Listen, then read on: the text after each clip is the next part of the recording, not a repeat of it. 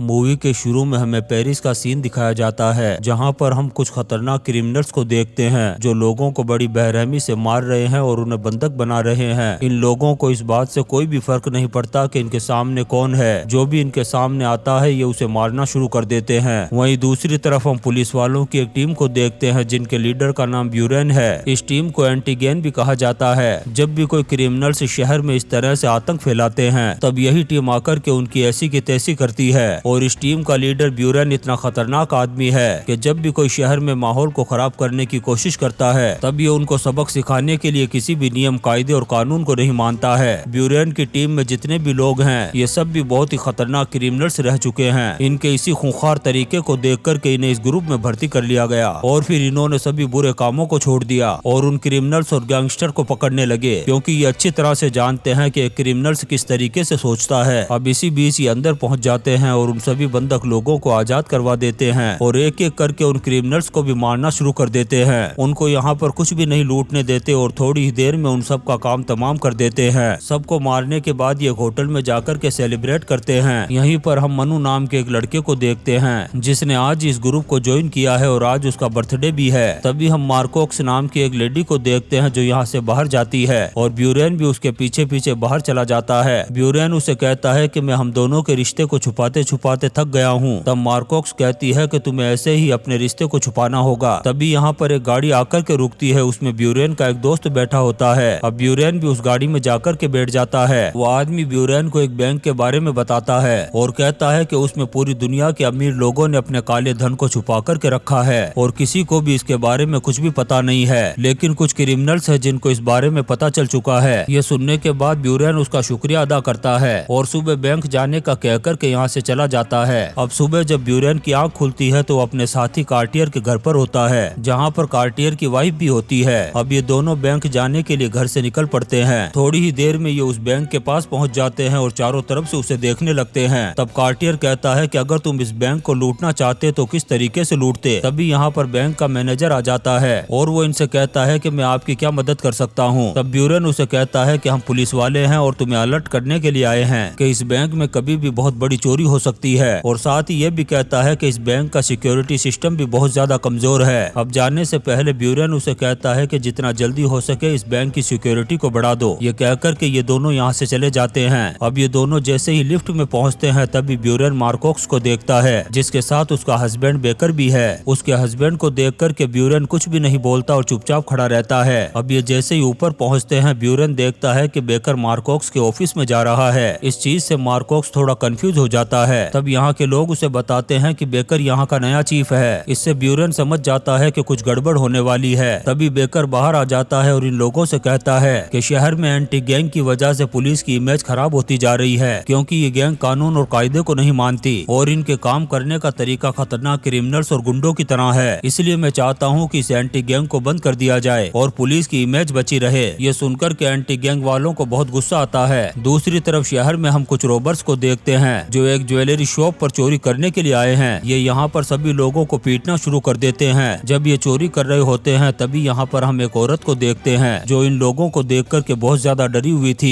तभी एक रोबर उसे देख लेता है और उसके पास आता है और उसके सिर पर गन रखकर उसके भेजे में गोली मार देता है। जब ब्यूरेन को इस बात का पता चलता है तो वो उस लोकेशन पर पहुंच जाता है और उस औरत की लाश को देख कर के उसे खतरनाक गुस्सा आने लगता है। तब ये सोचता है कि इन लोगों का काम तमाम करना ही होगा, नहीं तो क्राइम रेट कभी भी नीचे नहीं आएगा। फिर हम ब्यूरेन को कार्टियर के साथ देखते हैं जो कुछ फाइलों को चेक कर रहा था। सारी फाइलों को देखने के बाद उसे समझ में आता है कि इन सभी चोरियों के पीछे एक ही आदमी का हाथ है और उस आदमी का नाम है कैस्पर। अब ये कैस्पर की पूरी इन्फॉर्मेशन निकालने में लग जाते हैं। ये अच्छी तरह से जानते हैं कि अगर इन्होंने कैस्पर को पकड़ लिया और उसके गिरोह का खात्मा कर दिया तो शहर का 90% क्राइम ऐसे ही खत्म हो जाएगा। अब ये हर एक उस जगह पर जाते हैं जहाँ पर हाल ही में चोरियां हुई थी ताकि इन्हें कोई ना कोई सबूत मिल जाए। काफी जगह जाने के बाद इन्हें एक आदमी के बारे में पता चलता है। तब ये उस आदमी को पकड़ कर के उल्टा लटका देते हैं और उससे कैस्पर के बारे में पूछने लगते हैं, लेकिन ये आदमी कैस्पर के बारे में कुछ नहीं जानता था। तभी इन्हें एक और आदमी के बारे में पता चलता है जिसका नाम है फेडोर। फेडोर जंगल के बीच में बने हुए एक घर में रहता है। अब ब्यूरेन अपनी टीम को लेता है और फेडोर को पकड़ने के लिए निकल पड़ता है। अब ये लोग वहाँ पहुंचकर उसके घर के अंदर नहीं जाते बल्कि दूर ही एक ट्रक में बैठकर के उसका इंतजार करने लगते हैं और उसकी सारी एक्टिविटी पर भी नजर रखी जा रही थी। तभी हम कार्टियर को उसके साथी के साथ देखते हैं हैं। तभी कार्टियर देखता है कि फेडोर के घर पर कैस्पर आया हुआ है। तभी इन्हें समझ में आ जाता है कि कैस्पर और फेडोर मिलकर के काम करते हैं। फिर वो ब्यूरेन को इसके बारे में बताता है और कहता है कि यही मौका है कि हम इन दोनों को पकड़ सकते हैं। अब ब्यूरेन अपनी टीम के साथ उसके घर के दरवाजे को तोड़कर के अंदर घुस जाता है। अंदर जाकर के ये सब की धुलाई करना शुरू कर देते हैं। तभी ब्यूरेन देखता है कि कैस्पर यहाँ से भाग चुका है। तब वो अपनी गाड़ी लेकर के उसका पीछा करना शुरू कर देता है। तभी कार्टियर आगे से ट्रक लेकर के आ जाता है और कैस्पर की गाड़ी को टक्कर मार देता है, जिससे उसकी गाड़ी पलट जाती है। अब ये कैस्पर को अरेस्ट कर लेते हैं और कैस्पर के साथ साथ उसके पूरे गिरोह को लेकर के पुलिस स्टेशन पहुंचते हैं। ब्यूरेन वहां पर बेकर को देखता है और उसकी ऑफिस के सामने ही कैस्पर को पटक देता है। ब्यूरेन बेकर को बताना चाहता था कि एंटी गैंग कितना अच्छा काम कर रही है। अब ये उन सभी लोगों को ले जाकर के उनसे पूछताछ करना शुरू करते हैं, लेकिन कैस्पर और फेडोर अच्छी तरह से जानते हैं कि इनके पास हमारे खिलाफ कोई भी सबूत नहीं है, इसलिए ये ज्यादा देर तक हमें यहाँ पर नहीं रख सकेंगे। काफी पूछताछ करने के बाद भी ये लोग कुछ नहीं बताते हैं। इससे ब्यूरेन भी बहुत ज्यादा परेशान हो जाता है। तभी बेकर आता है और ब्यूरेन से कहता है कि हम ज्यादा देर तक इनको यहाँ नहीं रख सकते। अगर कोई सबूत नहीं मिला तो 24 घंटे के बाद हमें इन्हें छोड़ना होगा। अब ब्यूरेन और कार्टियर उस ज्वेलरी शॉप में पहुँचते हैं, जहाँ पर वो सीसीटीवी फुटेज को देखते हैं, जिससे उन्हें पता चलता है कि जिस लड़की की मौत हुई थी वो यहाँ पर पहले आई थी। यहाँ पर इनको पता चलता है कि वो लड़की भी रॉबर्ट्स के साथ मिली हुई थी, लेकिन ब्यूरेन को ये समझ में नहीं आता कि उन लोगों ने इसको मारा क्यों था। अब ये उस लड़की के बारे में पता लगाने के लिए उसकी सारी तस्वीरों को देखते हैं। तभी इन्हें एक तस्वीर दिखाई देती है जिसमें वो अपने बॉयफ्रेंड के साथ थी, जिसके कान के पीछे एक टैटू बना हुआ था। उस टैटू को देखकर के ब्यूरेन समझ जाता है कि ये किसी न किसी गैंग से मिला हुआ है। तभी यहाँ पर मार्कोक्स आ जाती है। तब ब्यूरेन उस लड़की जिसका नाम नेटली था उसके बारे में सारी जानकारियों को जमा करने के लिए कहता है। फिर अगले दिन इन्हें कैस्पर को छोड़ना पड़ता है। अब ब्यूरेन बेकर के पास जाता है और उसे कहता है कि कैस्पर रॉबर नहीं है, बल्कि असली रॉबर तो नेटली का बॉयफ्रेंड है जिसका नाम इयान है। अब ये इयान के बारे में इंफॉर्मेशन को निकालते हैं। तब बेकर यहाँ पर सभी लोगों से कहता है कि इयान कोई मामूली आदमी नहीं है, वो बहुत ही खतरनाक आदमी है और उसकी गैंग बहुत बड़ी है। उसकी गैंग के लोग किसी को भी मारने में एक बार भी नहीं सोचते, इसलिए हमें अपनी पूरी तैयारी करनी होगी। उधर हम इयान की गैंग को देखते हैं जो एक ज्वेलरी शॉप में चोरी करने के लिए जाते हैं। तभी अलार्म बजता है और पुलिस को इसके बारे में पता चल जाता है। तब बेकर अपनी पूरी टीम को लेकर के उस जगह के लिए निकलता है, पर उसने एंटी गैंग को यहीं पर छोड़ दिया है, क्योंकि वो बिल्कुल भी नहीं चाहता कि वो उनके साथ आए, क्योंकि अगर एंटी गैंग आ गई तो वो यहाँ पर लाशों के ढेर लगा देगी। उधर एंटी गैंग वालों को नेटली के बारे में पता चलता है कि वो एक ज्वेलरी शॉप में काम किया करती थी और 10 दिन पहले ही उसने उस जॉब को छोड़ दिया था। इससे ब्यूरेन समझ जाता है कि उसी जगह पर चोरी होने वाली है। अब वो अपनी गैंग को लेकर के उसी ज्वेलरी शॉप की तरफ निकल जाता है। उधर हम बेकर को देखते हैं जो अपनी पूरी टीम को लेकर के उस शॉप के अंदर घुस जाता है, लेकिन वहाँ पर उसे कोई भी नजर नहीं आता। उधर हम इयान को देखते हैं जिसने बगल वाली बिल्डिंग में चोरी की थी और बहुत सारे लोगों को होस्टेज बना लिया है। तभी यहाँ पर ब्यूरेन अपनी एंटी गैंग के साथ आ जाता है। उसे पता था कि ये लोग यहीं पर चोरी करने वाले हैं और बेकर अपनी टीम के साथ किसी और शॉप में पहुंचा हुआ है। एंटी गैंग को देखते ही इयान और उसकी गैंग इन पर अंधाधुंध गोलियां चलाना शुरू कर देती है। काफी देर तक इनके बीच में जबरदस्त गोलीबारी होती है। तभी एक गोली एंटी गैंग के एक मेंबर को लग जाती है। अब इयान अपनी गैंग के साथ यहाँ से भागने लगता है। तब ब्यूरेन अपनी टीम से कहता है कि चाहे कुछ भी हो जाए हमें इनका पीछा नहीं छोड़ना है। अब ये रॉबर्स भागते हुए एक रेड लाइट तक पहुंच जाते हैं और जैसे ही वो अपनी गाड़ी को रोकते हैं तभी एंटी गैंग वाले भी पीछे आ जाते हैं और इन पर गोलियां चलाना शुरू कर देते हैं। अब ये सभी रॉबर्स अपनी गाड़ी से उतर कर के भागने लगते हैं, लेकिन एंटी गैंग अभी भी इनका पीछा नहीं छोड़ रही थी। तब ये रॉबर्स उन पर फिर से गोलियां चलाना शुरू कर देते हैं। अब यहाँ पर बहुत सारे सिविलियंस होने के बावजूद भी एंटी गैंग वाले नहीं रुकते और रॉबर्स पर अंधाधुंध गोलियां चलाते रहते हैं। अब रॉबर्स एक आइडिया लगाते हैं और सब अलग अलग दिशाओं में भागना शुरू कर देते हैं। ये देख करके ब्यूरेन भी अपनी टीम को चारों तरफ फैल जाने के लिए कहता है। अब ये सभी लोग अलग अलग रॉबर्स के पीछे भाग रहे हैं। तभी एक रॉबर्स एक बच्चे को पकड़ लेता है। अब वो उसे मारता इससे पहले ही ब्यूरेन उसका काम तमाम कर देता है। उधर हम कार्टियर को देखते हैं जो एक रॉबर्स के पीछे भाग रहा था। तभी वो उस रॉबर पर गन पॉइंट करके कहता है कि अगर तुम भागे तो तुम्हें शूट कर दूंगा। तभी वो आदमी ब्रिज से नीचे कूद जाता है और एक स्कूटी पर बैठ कर के वहाँ से भाग जाता है। उधर हम ब्यूरेन को देखते हैं जो मार्कोक्स के साथ एक पार्किंग लॉट में जाता है। अब ये धीरे धीरे आगे बढ़ने लगते हैं। तभी एक कार को देखते हैं जो स्टार्ट और रिवर्स में पीछे आने लगती है। वो बेक आकर के ब्यूरेन को उड़ा देती है। मार्कोक्स उस पर अंधाधुंध गोलियां चलाना शुरू कर देती है। अब मार्कोक्स कार के करीब जाती है, लेकिन तब तक उसकी गोलियां खत्म हो चुकी थी। तभी उस कार में से एक रॉबर्स गन निकालता है और मार्कोक्स के सीने में गोली मार देता है। ब्यूरेन भी जख्मी हालत में इन सब चीजों को देख रहा था। जब वो रॉबर्स जाने लगता है तब वो ब्यूरेन को टाटा करते हुए निकलता है। यह देख कर के ब्यूरेन को याद आता है कि कैस्पर ने भी ऐसा ही इशारा किया था। इससे उसे यकीन हो जाता है कि यह आदमी कोई और नहीं बल्कि कैस्पर है। अब ये वापस डिपार्टमेंट में पहुंचते हैं, तब इन्हें पता चलता है कि मार्कोक्स की मौत हो चुकी है। उसकी मौत से ब्यूरन बहुत ज्यादा टेंशन में आ जाता है। तभी कार्टियर आता है और ब्यूरन से कहता है कि एंटी गैंग को बंद कर दिया गया है, अब हमें मजदूरी करने के लिए कंस्ट्रक्शन के काम पर जाना पड़ेगा। तभी यहाँ पर बेकर आता है और ब्यूरन से कहता है कि मुझे तुम्हें अरेस्ट करना होगा क्योंकि तुम्हारी वजह से बहुत सारे लोगों की जान खतरे में पड़ गई थी, इसलिए अब तुम्हें जेल की सलाखों के पीछे जाना होगा। फिर वो ब्यूरन से कहता है कि मैंने मार्कोक्स की चेट पड़ी थी और मुझे पता चल चुका है कि तुम दोनों के बीच में क्या चक्कर चल रहा था। तभी पुलिस वाले आ जाते हैं और ब्यूरन को पकड़ करके एक सेल में बंद कर देते हैं। फिर उस सेल में बेकर आता है और ब्यूरन की बड़ी बेरहमी से धुलाई करना शुरू कर देता है। उधर हम कार्टियर को देखते हैं जो ब्यूरन के दोस्त के पास जाता है। फिर वो उसे एक डॉक्टर के पास ले जाता है जिसने इयान का इलाज किया था। वो उस डॉक्टर से इयान के बारे में पूछता है, तब इयान उसे एक वर्कशॉप के बारे में बताता है। अब कार्टियर उस वर्कशॉप में पहुंच जाता है। तभी इसके सामने एक जंगली सांड जैसा दिखने वाला खतरनाक आदमी आ जाता है। इन दोनों के बीच में खतरनाक WWE की फाइट शुरू हो जाती है। काफी देर तक फाइट करने के बाद कार्टियर उस आदमी का काम तमाम कर देता है। फिर ये एक रूम में जाता है जहाँ पर इसे बहुत सारे मास्क दिखाई देते हैं। ये सारे रोबर्स इन्हीं को पहन करके चोरियां किया करते थे। तभी यहाँ पर इयान आ जाता है और कार्टियर पर हमला कर देता है। वो बड़ी बेरहमी से कार्टियर को मारना शुरू कर देता है। अब वो उसको जान से मारता तभी कार्टियर देखता है कि एक कार उसके ऊपर है जिसके नीचे जैक लगा हुआ है। कार्टियर उस जैक को खींच लेता है और कार नीचे गिर जाती है, जिसके नीचे दबने से इयान कुत्ते की मौत मारा जाता है। अब कार्टियर यहाँ से सारे सबूतों को लेकर के पुलिस स्टेशन की तरफ निकल पड़ता है। वहाँ जाकर के वो सारे सबूत बेकर के सामने रख देता है और कहता है कि असली मास्टरमाइंड कैस्पर ही है और उसे मैं आज के आज ही अरेस्ट कर लूंगा, लेकिन इसके लिए मुझे ब्यूरन की हेल्प चाहिए। तब बेकर ब्यूरन को बुलाता है। सारी चीजों को देखने के बाद ब्यूरन कहता है कि कैस्पर अब एक बहुत बड़ी चोरी करने वाला है। एक बैंक से बहुत सारा सोना ट्रांसफर होने वाला है और वो उसी सोने को चुराएगा। अब ये सभी उसे पकड़ने के लिए निकल पड़ते हैं। उधर कैस्पर ने उस सारे सोने को चुरा लिया था। अब वो जैसे ही एक पॉइंट पर पहुंचता है, सारे पुलिस वाले उसे घेर लेते हैं। अब यहाँ पर दोनों तरफ से जबरदस्त गोलीबारी होती है, लेकिन कैस्पर मौका देख करके भाग जाता है। अब ब्यूरन भी उसका पीछा करने लग जाता है। थोड़ी दूर जाने के बाद ब्यूरन देखता है कि कैस्पर उसके पीछे ही गन लेकर के खड़ा है। जैसे ही ब्यूरन उसकी तरफ देखता है, वो गोली चला देता है, लेकिन ब्यूरन ने बुलेट प्रूफ वेस्ट पहन रखा था। अब ब्यूरन उसके करीब आता है और उसे लेकर के उस पुल से नीचे कूद जाता है। इससे ब्यूरन काफी जख्मी हो जाता है और कैस्पर भी दूसरी दुनिया में जाने के लिए बिल्कुल तैयार है। फिर ये कैस्पर को घसीट करके बेकर के पास ले जाता है और उसे कहता है कि हमने सारे क्रिमिनल्स को खत्म कर दिया है, इसी के साथ हम एंटी गैंग को भी खत्म करते हैं। ये कहकर के वो चला जाता है और इसी सीन के साथ ये शानदार मूवी द स्क्वाड खत्म हो जाती है। दोस्तों, हम आपके लिए ऐसी ही इंटरेस्टिंग मूवीज एक्सप्लेन करते रहेंगे, तो आप चैनल को सब्सक्राइब जरूर करें और लाइक और कमेंट्स भी करें। Thank you.